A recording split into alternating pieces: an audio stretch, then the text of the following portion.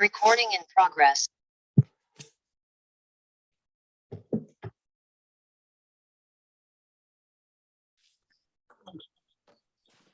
Hey, good morning.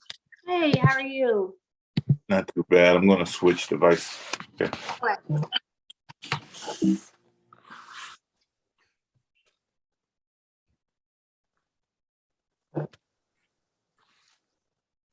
Oh, okay.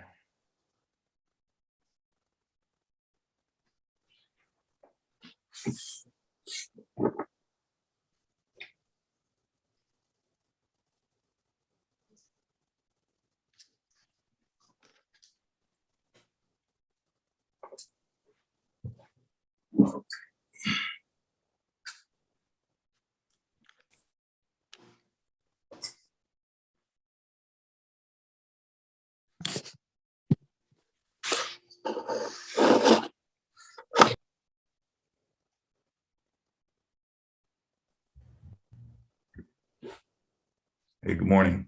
Good morning. How are you? I've seen better days. How are you? Jeez, yeah. Andre was telling me how late you got in. I was like, dang, I thought I was tired today. And you're in Brunswick right now, right? That's right. Yeah, we'll be out at as soon as we wrap this, I'm gonna head up there. So I guess whenever you're ready, if you could just first start by what were your last talks and Ahmaud Arbery's parents' last talks with the DOJ? Where did you guys leave it before this was filed?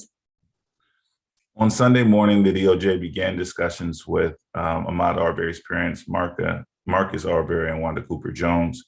At the meeting, both parents learned about the plea deal, learned that it would allow these men to transfer to federal custody, and vehemently objected to agreeing to such an accommodation.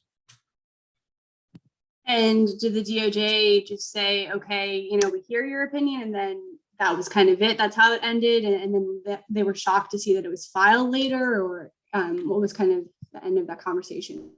The DOJ tried to convince the Arbery family that their interests were being served by the plea agreement because the confession would make it more difficult to appeal the state sentence and would add a level of clarity about what caused these men to murder Ahmaud Arbery.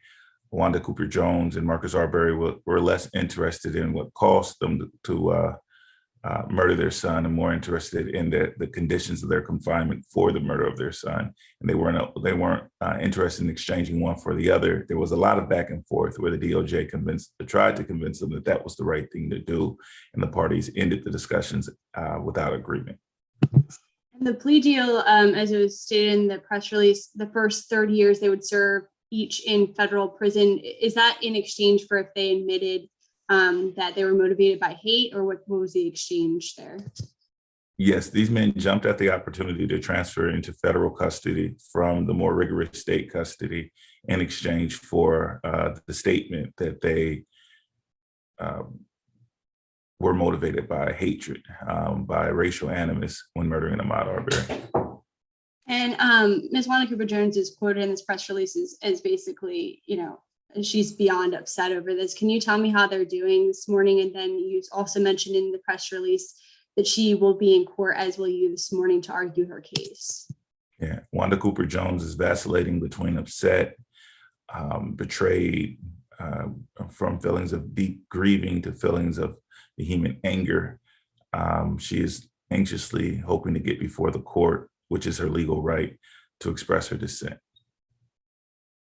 And just to be clear, William Roddy Ryan, once again, is not a part of this one. Okay. That's correct. And then just one last question for you, because I know that you got to get going too.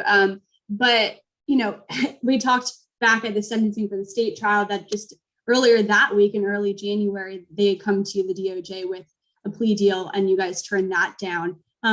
Was it shocking for you to hear that, number one, they were trying to convince you guys again, Ahmaud Arbery's parents again, and that number two, they went ahead and did it anyway, even though they knew Ahmaud Arbery's parents' feelings?